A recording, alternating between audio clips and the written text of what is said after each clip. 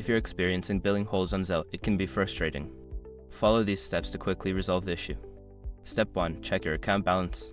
Before filing a refund or dispute, use the isrock.com link in the description to open the refund dispute deadline calculator and confirm your deadline. Step 2. Review transaction limits. Look into your bank's transaction limits for Zelle. Exceeding these limits can result in holds. Check with your bank for specific limits on sending and receiving money. Step 3. Update your payment method.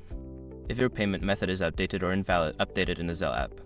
Ensure that your bank account information is correct and that your card is not expired. Step 4. Contact your bank.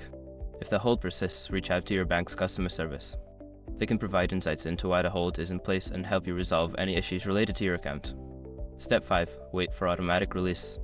Sometimes billing holds are temporary and will be lifted automatically after a certain period. If you've addressed all potential issues, give it some time and check back later. By following these steps, you should be able to remove billing holds on Zelle quickly.